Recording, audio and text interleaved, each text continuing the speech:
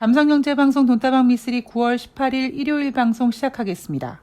18일 18일에 윤석열과 김건희는 두 번째 해외여행을 떠났습니다. 지난번 나토 회의를 핑계로 떠난 첫 번째 해외여행 스페인. 윤석열과 김건희가 출국했을 때 대한민국 주식시장은 그들이 없는 대한민국을 응원하며 상승했죠. 자, 다가오는 한 주 분위기 좋진 않지만 그들이 없는 대한민국을 응원하며 좀 반등을 좀 잘했으면 좋겠다 하는 것이 저의 개인적인 바람입니다. 자, 오늘 돈다방 미쓰리는 9월 19일부터 23일까지 한 주 동안 증시 이슈를 체크해 보도록 하겠습니다. 자, 우선 첫 번째, 다가오는 한 주 동안 국내 증권사 애널리스트들이 예상하고 있는 우리나라 증시는 어떨지 좀 정리해드리면, 첫 번째는 코스피 예상 밴드는 2300에서 2450포인트로 전망하고 있다고 합니다. 지난주 16일 금요일 코스피는 19포인트 하락한 2382포인트로 마감을 했고요. 그리고 원달러 환율은 다가오는 한 주 동안 1,400원을 돌파할 수 있을 거라고 예상하고 있다고 합니다. 지난주 원달러 환율은 1,399원까지 갔었죠. 그런데 정부 개입으로 1,400원은 가지 못했고요. 그런데 앞으로 다가오는 한 주 동안은 다시 1,400원을 돌파할 수 있을 거다라고 보고 있다고 합니다. 이번 주 연준의 FOMC 금리 결정 회의가 있잖아요. 연준의 9월달 금리 인상에 따라서 국내 증시는 한 차례 줄렁거릴 거라고 보고 있고요. 여기에 윤석열 해외 여행 출국 기대감이 있다고 하는데 택도 없는 소리죠. 예. 자, 지금까지 정리해드린 이 내용이 국내 애널리스트들이 예상하고 있는 이번 주 한 주 동안의 증시 분위기라고 합니다. 자, 여기에 미쓰리가 생각하고 있는 내용을 조금 더 첨부를 해드리고 국내 증시를 좀 마감해 보도록 할게요. 코스피 예상 밴드 2300에서 2450포인트라고 했는데 늘 말씀드리지만 2300을 갔을 때 맞췄니 못 맞췄니를 보지 마시고 증권사 애널리스트들이 왜 코스피 예상 밴드를 이렇게 잡았는지를 한번 고민해 보셔야 된다는 거죠. 지난주 2382포인트로 마감을 한 상태에서 우리나라 시간으로 토요일 아침에 끝난 금요일 뉴욕 증시가 또 하락했습니다. 그런데 증권사 애널리스트들이 예상한 2300에서 2450포인트 이 코스피 예상 밴드는요, 금요일 뉴욕 증시를 확인하지 않은 상태에서 내놓은 전망이거든요. 따라서 국내 증권사 애널리스트들은 지난주 금요일 뉴욕 증시가 상승하든 하락하든 그걸 좀 제외해 놓고 지금 전반적으로 증시 분위기가 썩 좋지 않다라는 것을 생각하고 코스피가 2300까지 갈 수 있다라고 본 겁니다.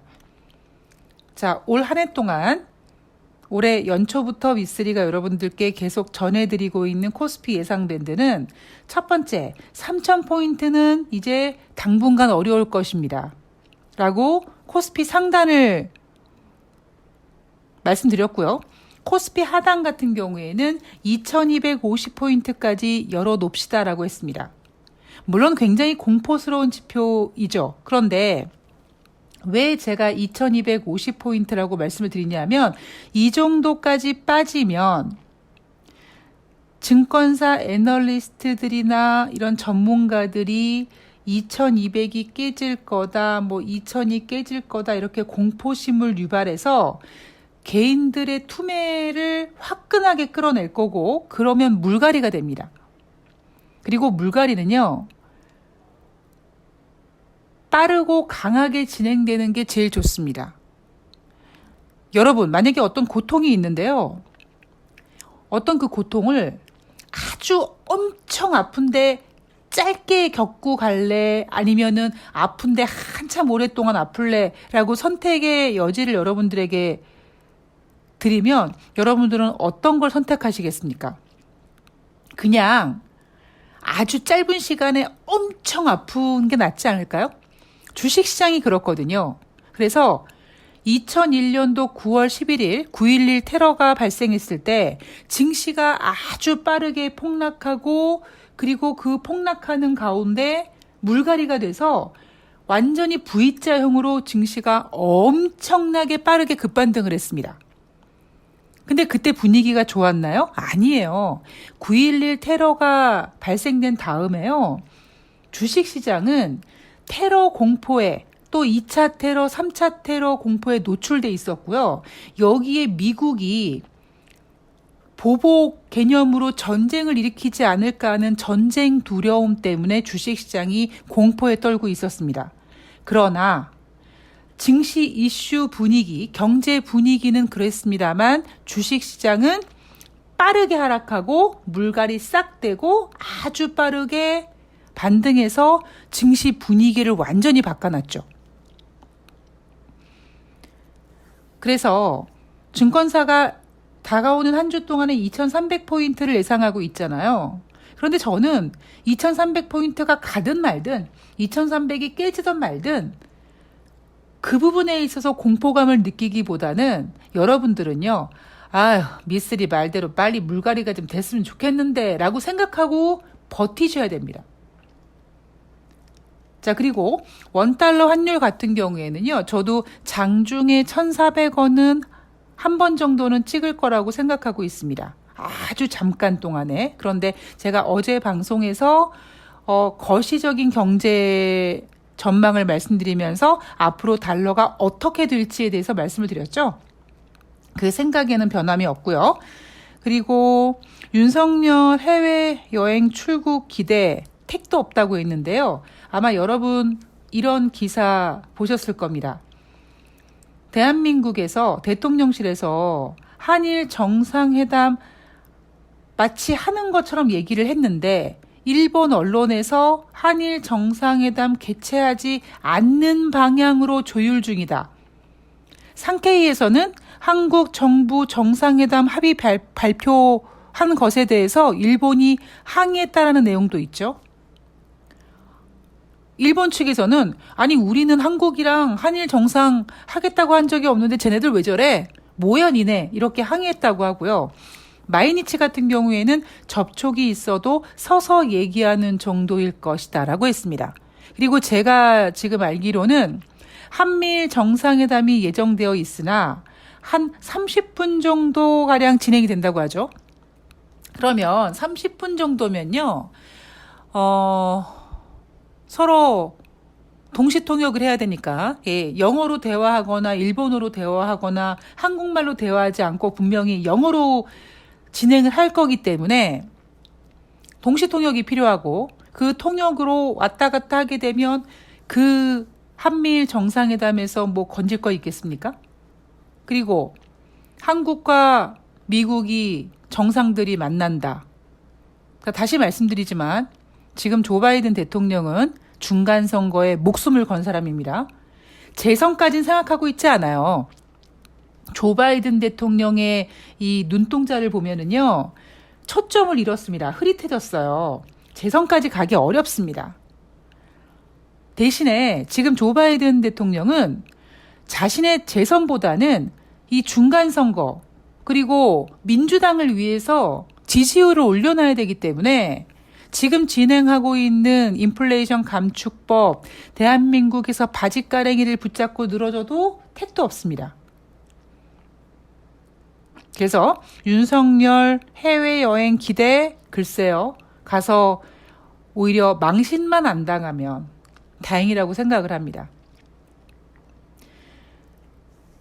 우리가 어떤 주식에 투자할 때요. 많은 투자자들이 뭐 그 회사의 실적, 뭐 재료, 뭐 성장성 이런 거 보잖아요. 그런데 냉정하게 얘기하면 사실 그 기업의 오너를 봐야 되거든요. 그 오너의 실력이 진짜 좋은지, 그 회사를 잘 끌고 나갈 수 있는지 없는지가 매우 중요합니다.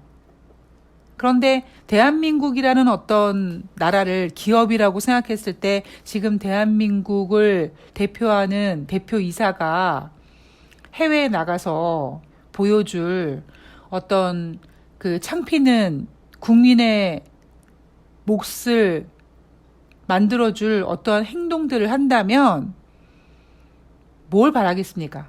예, 저는 전혀 기대하지도 않고요. 예, 오히려 해외 순방에서 이제 돌아온 다음에 뒷얘기들, 김건희에 관련된 뒷얘기들이 또 얼마나 엄청난 것들이 나올까, 오히려 그게 더 관심을 받겠죠. 그리고 여러분들께서 또 하나 집중하셔야 될 게 뭐냐면, 제 생각으로는 돈다방 미쓰리는 이 민주진영 쪽의 분들이 거의 들으시는 걸로 알고 계시나, 워낙 점쟁이 빤스로 훔쳐있고 경제 전망을 잘 맞추고 있기 때문에 보수에 계신 분들도 돈다방 미쓰리를 들으실지 모르겠는데요. 어쨌든 예, 대한민국 국민으로서 정신 바짝 차리고 뭘 보셔야 되냐면, 분명히 윤석열이 귀국한 다음에 혹은 윤석열이 해외에서 그 일정들이 언론에 보도될 때 무언가 되게 잘하고 있는 것처럼 보도할 겁니다. 그렇게 잘하고 있는 것처럼 보도하는 뒤에 하나도 진행된 게 없고 오히려 더 엉망진창을 만든 그 어떤 것들 때문에 더 힘들어질 수가 있습니다. 그러니까 언론을 절대 믿으시면 안 됩니다. 저는 단 1도 기대하지 않습니다. 오히려 저는요, 지금 기대하고 있는 건 뉴욕 증시가 어쨌든 간에 조 바이든 대통령이 중간 선거를 앞두고 증시를 크게 훼손시키지 않으려고 하는 그 의지 하나 믿고, 물론 그 뒤에 후폭풍이 있겠지만 어쨌든 주식을 얘기하는 사람으로서는 오직 바라고 있는 게 그거밖에 없는 거죠. 자, 이제 뉴욕 증시로 넘어가 보도록 하겠습니다. 자, 이번 주에 가장 큰 이벤트는 바로 미국 연준의 금리 인상이죠. 이제 오늘 대한민국 날짜 기준으로 2일 남았습니다. 75bp 금리 인상 할 거고요. 1%, 즉 100bp는 어렵습니다. 100bp 금리 인상을 단행하면은요, 우와, 예, 증시 진짜 개판 5분 전 될 겁니다. 그래서 제롬 파월 연준 의장의 잭슨홀 미팅 때 그 발언을 보면 어금니 꽉 깨물고 뭐 경제 고통이 있든 말든 뭐 이렇게 얘기했을 때 그런 분위기를 봤을 때는 이번에 소비자 물가지표를 본 제롬 파월 연준 의장이 100bp도 지를 것 같지만, 조 바이든 대통령이 제롬 파월 연준 의장이 만약에 100bp 금리 인상하면 조 바이든 대통령이 뚜껑이 열릴 겁니다. 지금 조 바이든 대통령의 지지율은 증시 분위기와 맞물려 돌아가고 있기 때문에 100bp 금리 인상 안 될 거라고 생각하고 있습니다. 만약에 되면 진짜 큰일 납니다. 예. 그리고 생각해보면 냉정하게 다시 소비자 물가지표를 보면은요, 지난달에는 8.5%였고 이번에 발표한 건 8.3%였잖아요. 올라간 게 아니란 말이에요. 단지 투자자들이 원하는 가파른 인플레이션 둔화 모습이 나타나지 않았을 뿐, 예상치인 8.0보다 높았을 뿐, 어쨌든 전월 대비는 둔화됐거든요. 그렇기 때문에 100bp 금리 인상을 하는 부분에 있어서에 대한 공포는 조금 내려놔도 될 것 같습니다. 자, 그리고 어쩌면 이제 시장은 75bp 금리 인상을 받아들이고 있지만 시장이 걱정하고 있는 건 금리 인상 폭보다는 제롬 파월 연준 의장의 주둥이죠. 과연 뭐라고 할 것인가? 잭슨홀 미팅 때처럼 75bp 금리 인상한 다음에 또 뭐라고 얘기할 것인가? 지금 예상하고 있는 분위기는 10월 달에는 FOMC 회의가 없고요. 11월 달, 12월 달 이제 남아있는 두 번의 연준 회의에서 제롬 파월 연준 의장은 인플레이션을 목표치까지 내려놓기 위해서 계속 꾸준히 금리 인상을 진행할 것이다 라고 할 가능성이 높죠. 그런데 여러분, 이런 시나리오, 그러니까 11월 달, 12월 달 계속 금리 인상을 할 것 같은 분위기, 이거 이미 지난주 선반영이 됐습니다. 지난주에 인플레이션이 발표된 다음에 뉴욕 증시가 다우지수 3%, S&P 4%, 나스닥이 5% 이렇게 크게 하락하는 그 이유가, 하락했던 이유가 바로 그거였었거든요. 에이, 젠장. 9월 달에 75bp 금리 인상하고 11월 달, 12월 달 좀 완화하는 줄 알았는데 안 되겠구먼. 틀렸구먼. 이런 실망감 때문에 그렇게 크게 하락했는데 이미 우리는 이번에 소비자 물가 지표 그리고 제롬 파월 연준 의장의 어떤 의지를 보고는 11월 달, 12월 달에도 금리 인상을 하겠구나라는 걸 알고 있죠.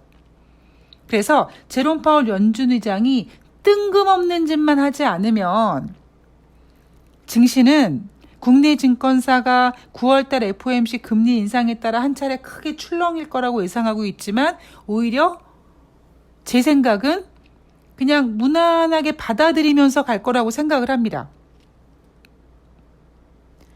자, 그리고 이번 주 다가오는 한 주 동안에 발표되는 주요 지표가 뭐가 있냐면 이제 한 달의 중반으로 넘어가잖아요. 중후반으로 넘어가면서 주택 관련된 지표가 발표가 됩니다.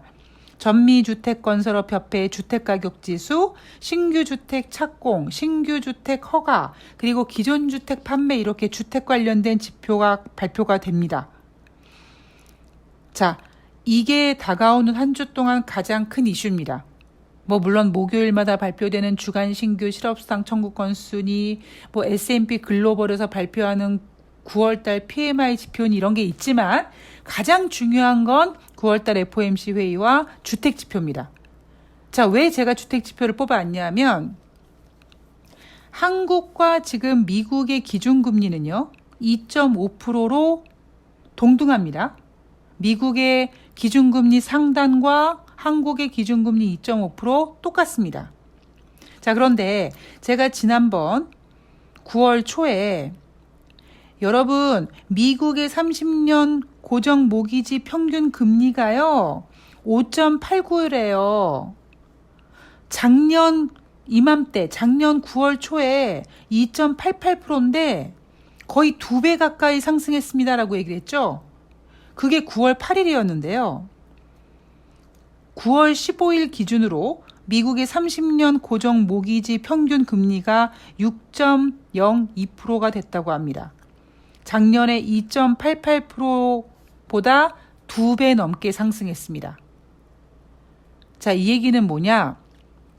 미국 국민들은요, 리먼 사태에 대한 트라우마를 갖고 있습니다. 그래서 인플레이션 목표치 2%를 잡기 위해서 금리 인상을 계속 해댔을 때 제가 앞에 방송에서 그런 얘기 해드렸잖아요.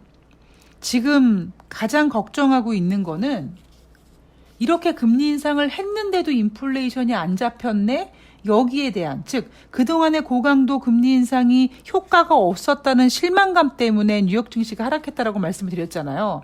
그거를 이제 제롬 파월 연준 의장이 받아들여야 됩니다. 그럼 어떤 식으로 받아들이느냐? 워낙 풀린 돈이 많고 그리고 그 풀린 돈이 회수되는 가운데 9.11이 아니죠. 코로나19가 발생된 바람에 다시 돈이 더 풀린 상태이기 때문에 인플레이션 목표치 2%만 고집하지 않으면 돼요.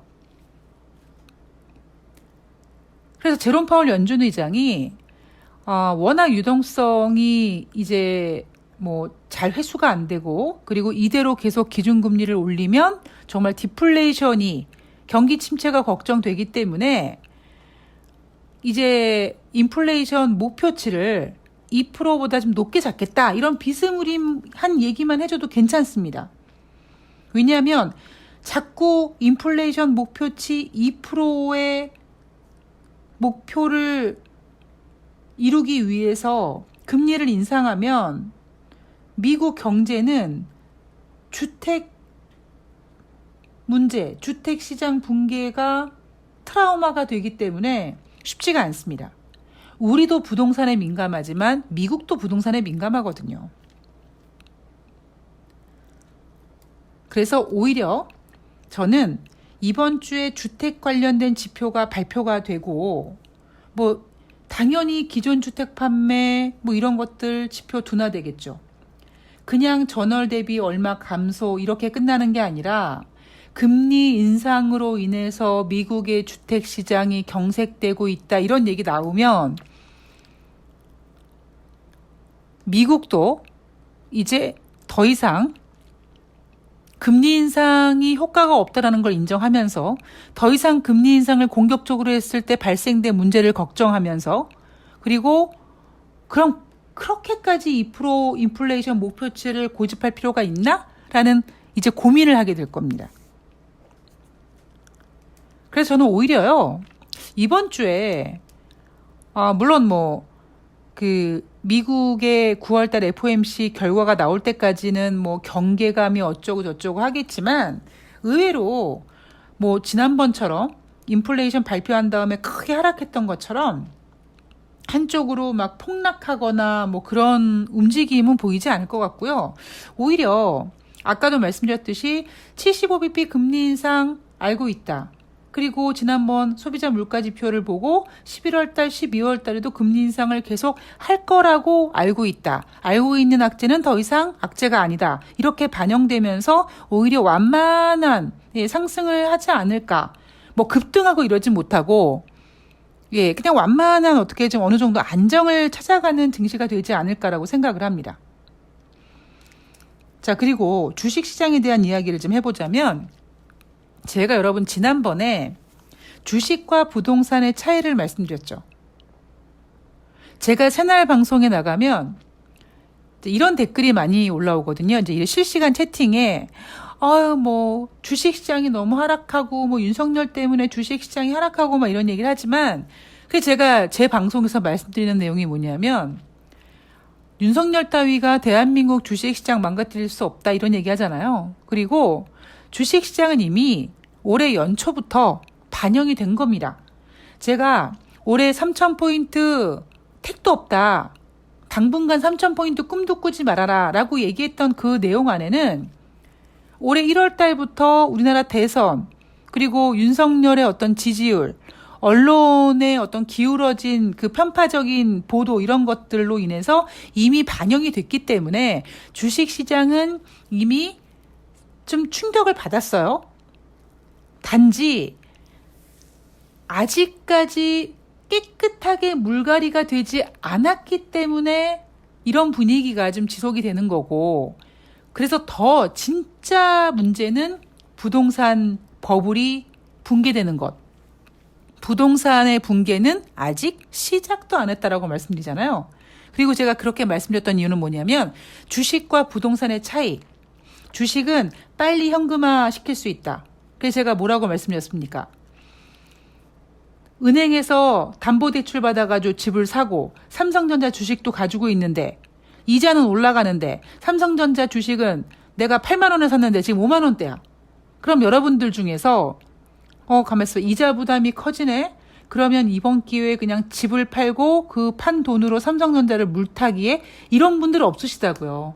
대부분 어쩔 수 없이 그냥 삼성전자를 손해보고라도 앞으로 전망이 더 안 좋다고 하니까 그냥 지금 팔고 그 돈으로 이자 부담을 줄이기 위해서 담보대출을 맡게 되죠.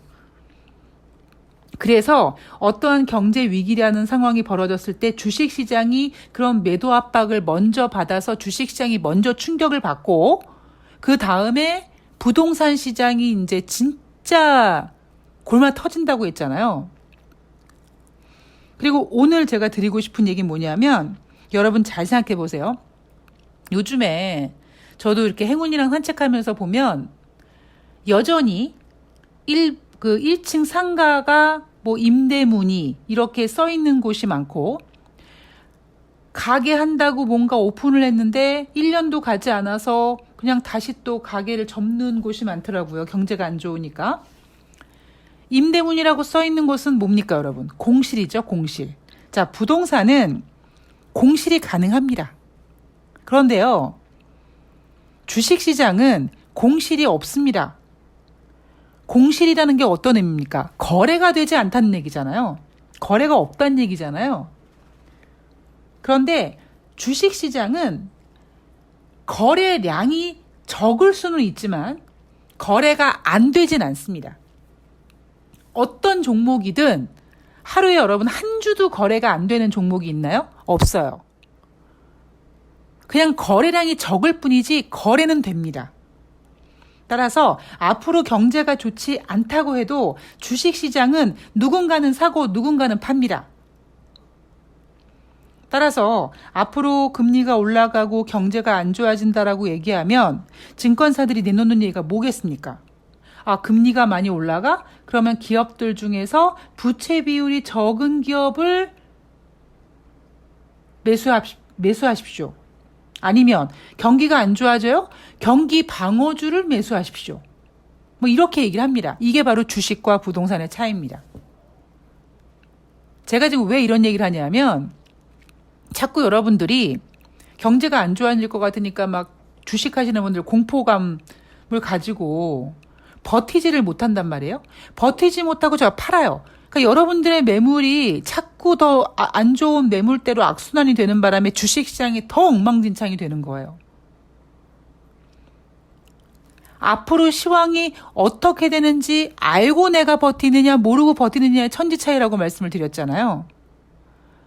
그래서 여러분들께서 나는 그냥 하차는 그냥 한 명의 개인이야 이렇게 생각하시면 안 된다라는 겁니다. 티끌모아 태산이라고 그런 공포감이 많이 이렇게 퍼지게 되면 여러분들이 당장 주식시장에서 앞으로 더 안 좋아진다고 하는데 조금만 더 올라가면 됐다 팔아버려야지. 그리고 매도 주문 떡 내놓고 있으면 현재 가창에서 여러분의 매도 물량은 매물이 돼서 올라가고 싶은 종목도 못 올라가는 겁니다.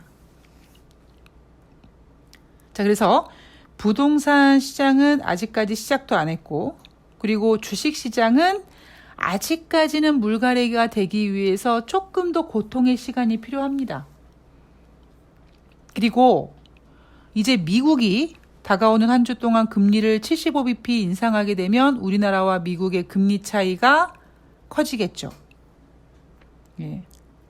제가 요즘에 분노하는 이유는 제가 예상했던 것보다 윤석열이 너무나 나라를 더 심하게 말아먹어서 제가 제 유튜브 커뮤니티에도 올렸는데 올해 4월 달에 대한민국 피치, S&P, 그다음에 무디스에서 대한민국의 국가 신용등급 안정적이라고 했는데 저는 신용등급 떨어질까 봐 걱정입니다. 떨어질 가능성 굉장히 높습니다. 왜냐하면 당장 북한이 핵에 대해서 먼저 공격할 수 있을 거라고 이렇게 공격적으로 지금 얘기하고 있고요.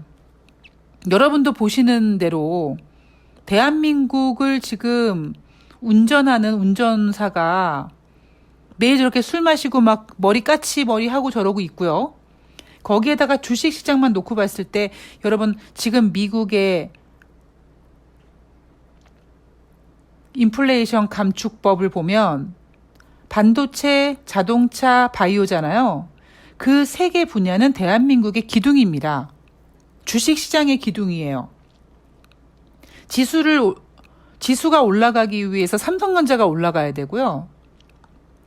그리고 삼성 반도체가 리드를 한다면 자동차 같은 주들이 밑에서 받쳐줘야 되고요. 그리고 바이오주는 성장주로서 주식시장, 대한민국 주식시장에는 없어서는 안 될 굉장히 중요한 테마입니다. 물론 모든 나라에서 다 그렇겠지만. 그랬을 때 지금 이 세 개가 우리나라가 미국의 호구로 대놓고 보여주면서 이 세 개가 지금 무너지고 있는 거잖아요. 물론 주식시장은 시간이 지나가면 또 어느 정도 또 그냥 그래 윤석열 없이도 우리끼리 그냥 살련다 하고 뭐 운영이 되겠지만 일단 지금 상황은 그렇습니다. 그래서 대한민국의 지금 상황이 제가 예상했던 것보다 조금 더 안 좋아진다라는 점, 그 점이 가장 화딱지가 나는 거죠. 자, 어쨌든 저는 그래도 다가오는 한 주 동안 뭐 증시가 조금 더 하락할 수는 있다고 봅니다만, 일단 시스템적으로 어떤 큰 악재가 터지지 않는 한은 11월 중간 선거 때까지는 일단은 뉴욕 증시가 버틸 거고요. 그리고 다가오는 한 주 동안 대한민국 주식시장도 이제 어느 정도 선에서 오전장에 반대매매 물량 좀 정리되고 그러면서 좀 완만하게 반등하는 그런 모습이 전개되지 않을까 하고 생각하고 있습니다. 자, 증시는 쉬운 장이 아닙니다. 결코 쉬운 장이 아니고요.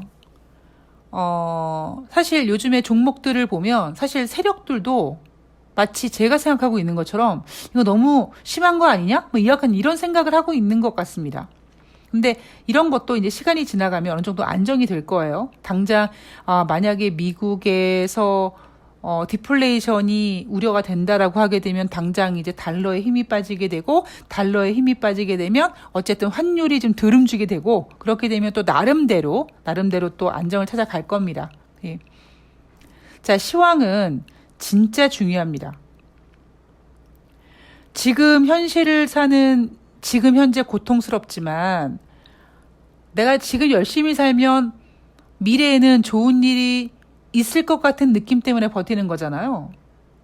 그런 것처럼 시황을 정확히 알아서 뭐 정확히 알 수야 있겠습니까마는 그래도 지금 눈앞에 있는 이슈에 허덕이지 말고 조금 더 멀리 보고 미래를 보고 지금 이 위기를 잘 견뎌내면 또 시장은 또 주식시장은요 이렇게 안 좋은 때 또 이렇게 또 안정 찾고 굴러가는 맛이 있습니다.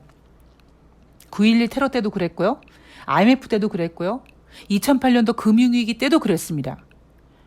위기가 너무 크게 보였을 때 주식시장은 꺼이꺼이 힘들어했지만 어느 정도 시간이 지나가면 주식시장은 아랑곳하지 않고 까불고 지네끼리 놉니다. 제가 올해 3월 달에 이런 얘기 드렸잖아요. 여러분, 우크라이나와 러시아가 전쟁하고 있는데 지금 뉴욕 증시에서 매일매일 우크라이나 러시아 전쟁 얘기 나오고 있지만 이제 4월 달이 되면 뉴욕 증시 마감 현황에서 우크라이나와 러시아 전쟁 얘기 나오지도 않을 거라고요. 주식시장이 갖고 있는 가장 큰 특징이라고요.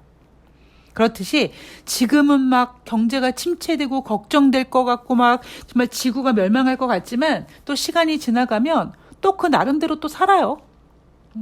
그러니까 너무 고통스럽게 생각하지 마시고요. 요즘 정말 많은 분들이 야 돈다방 미스리 듣고 멘탈 관리한다고 하시더라고요. 굉장히 좋은 습관이십니다. 그냥 방송 듣고 멘탈 관리하십시오. 저는 더 좋은 방송으로 보답하겠습니다.